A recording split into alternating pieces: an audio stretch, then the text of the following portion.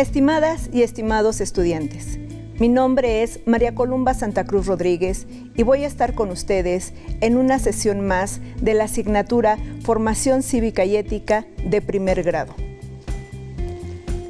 El propósito de esta sesión, titulada El que con derechos anda, a vivir aprende, es identificar acciones que promuevan el trato digno y respetuoso a otras personas.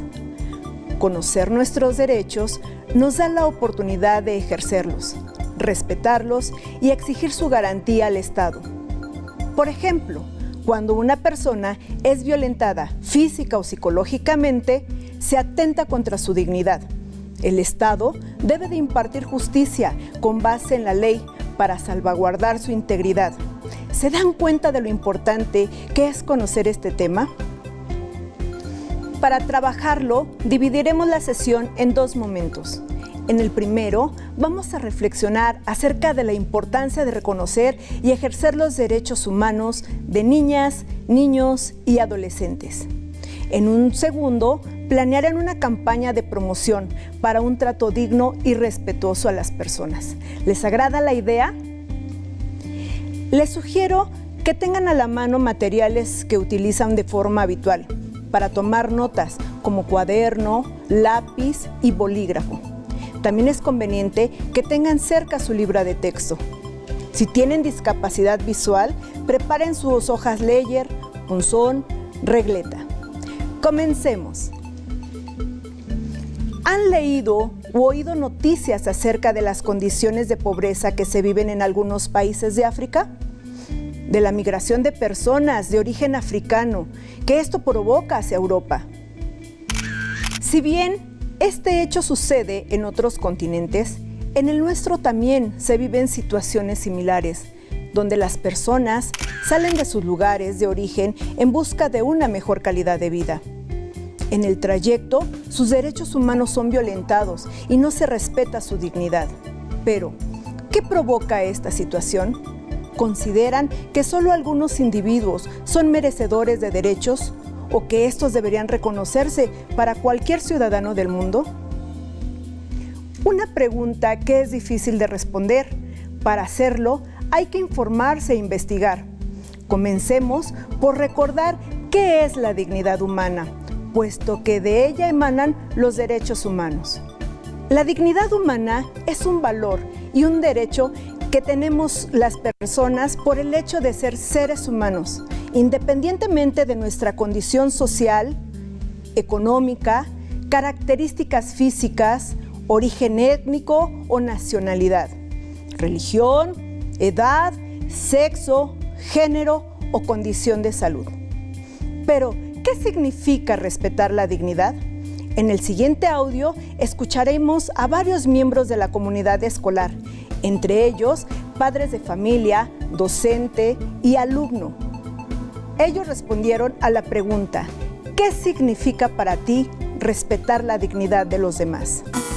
Desde el momento en que nacemos somos seres humanos y por el simple hecho de ser seres humanos ya contamos con una dignidad, con nuestra libertad de poder ejercer nuestro pensamiento, de poder expresarnos y de poder hacer las cosas con las cualidades que nosotros requerimos. Esa sería la forma de reconocer que somos dignos, ¿no? Que tenemos la posibilidad de expresarnos. Es importante recordar que muchas veces dejamos de lado la dignidad de muchas personas o en ocasiones la pisoteamos. Y eso es algo que debemos de evitar, ya que nuestra condición de seres humanos nos remite a ser libres, pero respetando también la libertad de los demás. Cuando aceptamos el rol que nos corresponde en una familia nuclear, en donde hay un núcleo que es el padre, la madre, los hijos, y todos saben quiénes son, qué se espera de él y hacia dónde va. Podemos analizar la dignidad como el respeto a la opinión. La dignidad es lo que nos hace tener el cariño el valor, el respeto hacia uno mismo. Esto se puede ver afectado por la actitud de las demás personas hacia ti. Eso no te va a importar y vas a tener la dignidad bastante bien, porque por mucho que sientas que está mal, en verdad para ti está bien porque no te quejas. Tenemos que conducirnos con una actitud siempre amable en cualquier situación, y conforme a eso pues respetar, no importa qué clase social tengan o qué situación económica haya. Igual si somos una persona de otro país, siempre tenemos que tener ese respeto mutuo y ser amables y corteses. Igual cuando también tenemos personas de mayor edad, tratar de escucharlas en todo momento para que nosotros podamos tener ese valor de ser un poco con dignidad, con honestidad.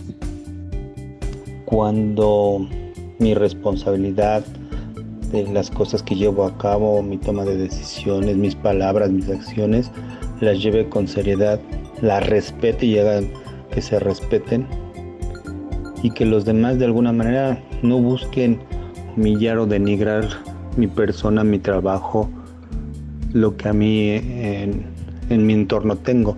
Yo digo que esa es la forma en cómo me puedo identificar como una persona digna.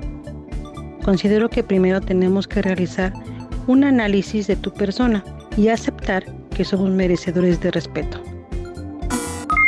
Tal vez ustedes coincidieron con algunos de los entrevistados, o quizá no. Recuerden que tenemos derecho a expresarnos libremente y a pensar de forma distinta unos de otros. Ahora es momento para que ustedes también reflexionen en torno a la dignidad humana. Háganlo con base en las siguientes preguntas. ¿Qué significa para ustedes respetar la dignidad de los demás?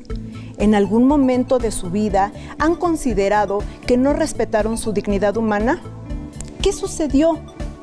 ¿Por qué la dignidad humana es un derecho? ¿Qué significa para ustedes ser sujetos de derecho? Las respuestas a tales cuestionamientos tampoco son sencillas y nos llevan a continuar informándonos acerca del tema. Primero, veamos qué son los derechos humanos.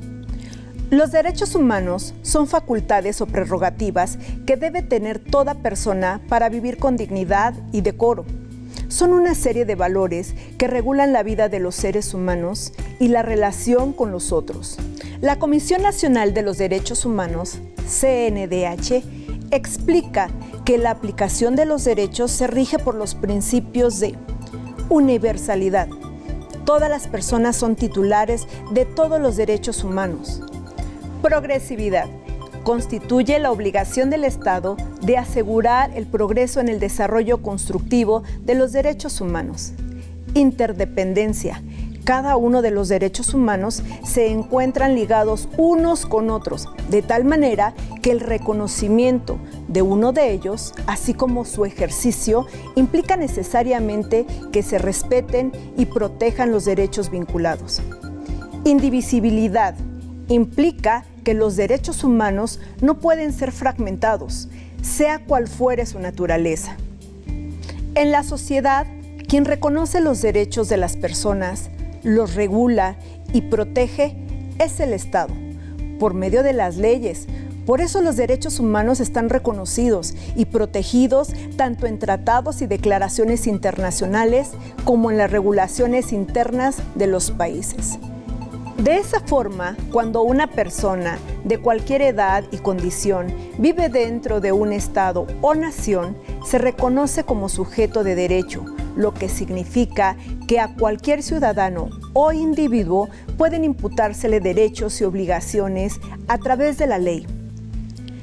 Así que todos ustedes, sus padres y madres, sus conocidos y yo, somos sujetos de derecho, porque estamos protegidos por leyes e instituciones a nivel mundial, nacional y local.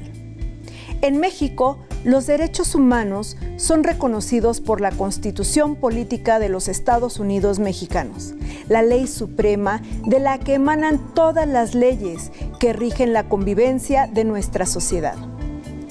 Es la Constitución en su título primero, la que establece que el Estado tiene la obligación de promover, respetar, proteger y garantizar los derechos humanos.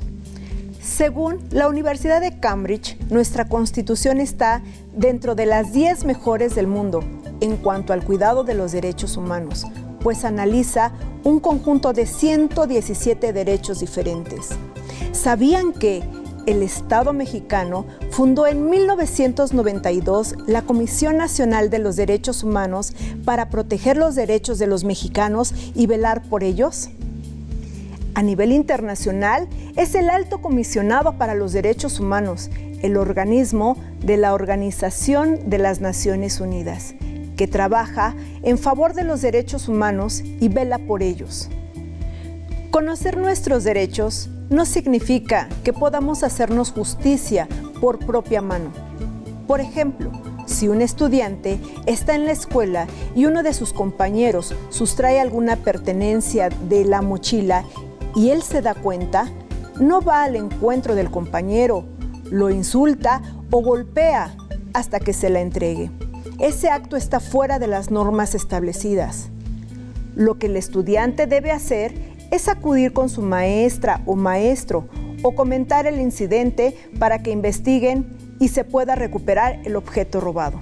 Dar seguimiento e informar a la máxima autoridad, que en este caso sería el director de la institución, para que coadyuve en la resolución del conflicto, resguardando en todo momento la dignidad de los implicados.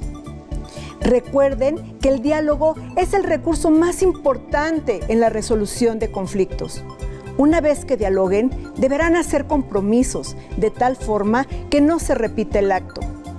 El estudiante que sustrajo la pertenencia deberá ser sancionado con base en las normas de convivencia que se acordaron en la escuela.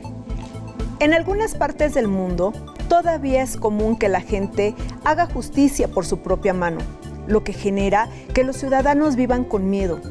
Por ejemplo, el robo puede ser sancionado cortando las manos o los dedos de quien lo hace. Con este tipo de castigos, no solo se atenta contra la dignidad humana del infractor, sino en ocasiones hasta contra su propia vida.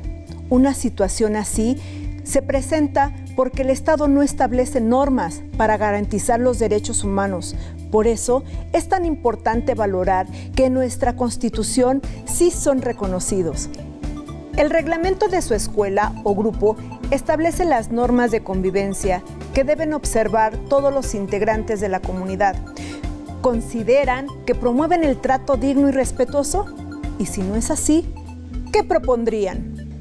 Con lo expuesto hasta ahora, tienen más información de cómo las leyes y los tratados internacionales promueven el trato digno y respetuoso entre las personas. Les invito a que investiguen si la convivencia en su comunidad se basa en el trato digno y respetuoso. Para ello, podrían preguntar a personas cercanas lo siguiente: ¿conocen sus derechos y responsabilidades? ¿Consideran que en su comunidad se fomenta un trato digno y respetuoso? ¿Piensan que estos principios son determinantes para una mejor convivencia entre las personas? Seguramente, las respuestas a estas preguntas les llevarán a concluir que la convivencia con las personas tiene como base el trato digno y respetuoso, como vimos anteriormente. Esto está establecido en las leyes de nuestro país. De manera particular, veamos qué documentos nacionales e internacionales refieren los derechos de niñas, niños y adolescentes. La Organización de las Naciones Unidas, a través de la UNICEF, promulgó en 1989 la Convención sobre los Derechos del Niño.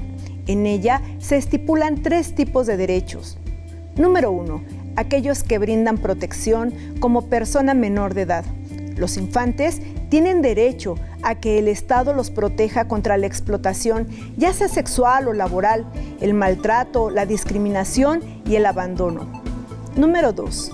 Aquellos que brindan provisión, pues los menores de edad merecen recibir lo necesario para su desarrollo, como alimento, educación, protección de la salud física, sexual, emocional, descanso, identidad y acceso a la justicia.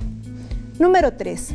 Aquellos que reconocen su derecho a la participación por ser parte de la sociedad, es decir, que pueden intervenir en ella mediante la libertad de pensamientos, creencia y decisión, expresión o acceso a la cultura. Es importante aclarar que aunque ustedes ya son adolescentes, mantienen los derechos promulgados en dicha convención. Por otro lado, en 2014 se aprobó la Ley General de los Derechos de Niñas, Niños y Adolescentes en nuestro país. En ella se reconoce a niñas, niños y adolescentes como titulares de derecho y por eso pueden opinar, organizarse, participar y recibir información. La ley también establece que los responsables de garantizar los derechos de los infantes son el Estado, las comunidades y las familias. Asimismo, dicha ley refiere los cuidados especiales a los que tienen derecho niñas, niños y adolescentes con discapacidad. ¿Sabían que, para vigilar el cumplimiento de esta ley, el Estado creó en 2015 el Sistema Nacional de Protección Integral de los Derechos de Niñas, Niños y Adolescentes? Este sistema se encarga de diseñar normas, políticas y servicios para promover los derechos de la infancia y adolescencia. Acompáñame a saber un poco más acerca de esta ley. Escuchen con atención lo que se expone en el siguiente video. Analicen cómo este documento promueve una vida digna para los adolescentes. ¿Y cómo vas con la tarea de las propuestas para que los adolescentes vivamos mejor? Pues más o menos, aún sigo buscando información. ¿Tú cómo vas? Pues yo la voy a hacer sobre la Ley General de los Derechos de las Niñas, Niños y Adolescentes. En general, el reconocimiento de niños, niñas y adolescentes como titulares de derechos se da en los términos que establecen los artículos 1 y 4 de la Constitución Política de los Estados Unidos Mexicanos. ¿De qué manera se recuperan los valores establecidos en la Constitución Política de nuestro país para protegerte a ti y a quienes son menores de edad? La Ley General de los Derechos de Niñas, Niños y Adolescentes se expidió el 4 de diciembre de 2014 y sus disposiciones son de orden público, interés social y de observancia general en toda la República Mexicana. Entre los objetivos plasmados en su primer artículo está el reconocer a niñas, niños y adolescentes como titulares de derechos. Tiene también por objeto garantizar a niñas, niños y adolescentes la tutela y el respeto de los derechos fundamentales reconocidos en la Constitución.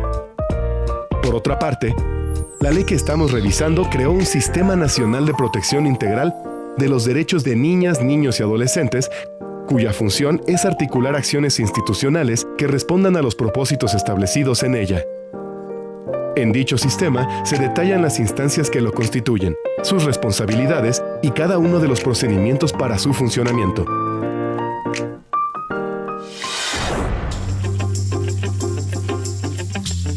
La Ley General de los Derechos de Niñas, Niños y Adolescentes beneficia a los niños menores de 12 años y a los adolescentes entre los 12 años cumplidos y menos de 18 años de edad. El artículo 10 de esta ley señala que a fin de proteger el ejercicio igualitario de los derechos de niñas, niños y adolescentes, se tomarán en cuenta sus condiciones particulares en los diferentes grupos de población a que pertenecen. En esta línea, las autoridades competentes deben adoptar medidas de protección especial de los derechos de niñas, niños y adolescentes en situación de vulnerabilidad, ya sea por circunstancias socioeconómicas, psicológicas, de género o cualquier otro aspecto que restrinja o limite el ejercicio de sus derechos. Por otra parte, en el artículo 63 se señala que niñas, niños y adolescentes tienen derecho a disfrutar libremente de su lengua, cultura, usos, costumbres, prácticas culturales, religión y todos los elementos que constituyan su identidad cultural. Para ello, las autoridades tienen la obligación de establecer las políticas que garanticen la promoción, difusión y protección de la diversidad de sus expresiones culturales, entre otros aspectos.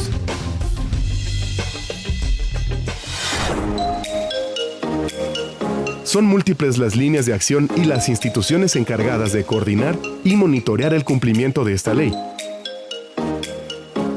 Así, por ejemplo, dentro del Programa Nacional de Protección de Niñas, Niños y Adolescentes, una de las líneas de acción es la creación de ambientes libres de violencia en las instituciones educativas para fomentar una convivencia armónica y favorecer el desarrollo integral de niñas, niños y adolescentes, así como el goce de sus derechos humanos. El mismo programa establece que esta línea de acción queda a cargo de la Secretaría de Educación Pública y del Sistema Nacional para el Desarrollo Integral de la Familia, entre otras instituciones.